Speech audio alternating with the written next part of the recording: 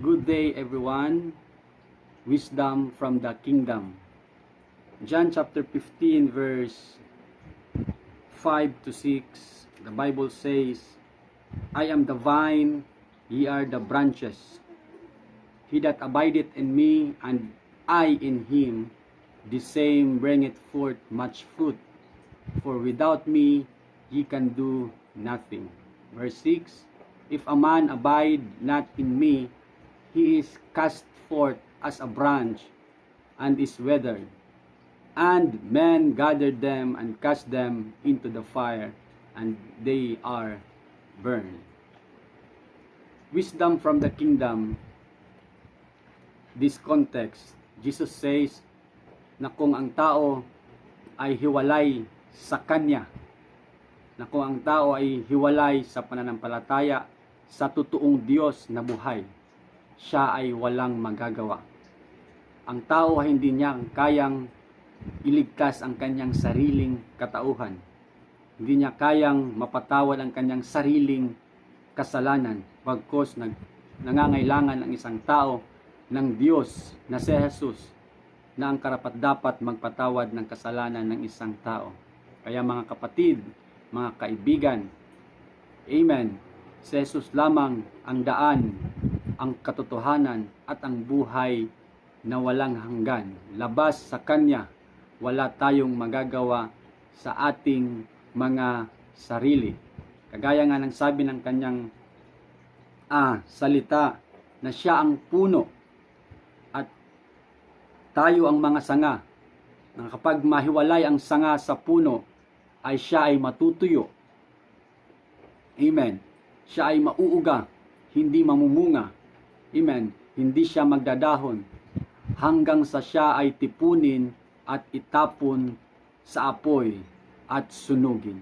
Ganun ang sabi ng salita ng Diyos. This is the wisdom from the kingdom, brothers and sisters in Christ, na wag nating hayaang mawala sa piling ng Diyos. Wag nating hayaang mawala sa kamay ng Diyos. Bagkus tayo, amen, ay makipagbaka sa pananampalataya upang makamtan natin ang buhay na walang hanggan.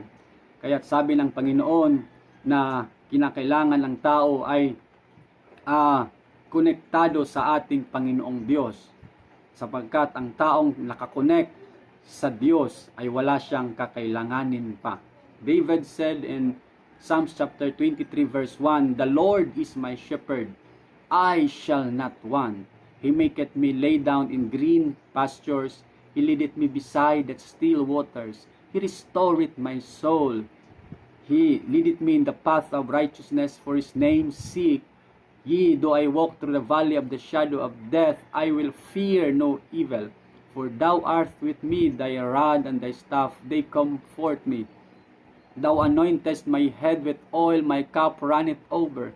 Thou preparest a table before me in the presence of mine enemy. Surely goodness and mercy shall follow me all the days of my life, and I will dwell in the house of the Lord forever. Ganun po ang taong konektado sa Diyos. Wala siyang kakailanganin pa.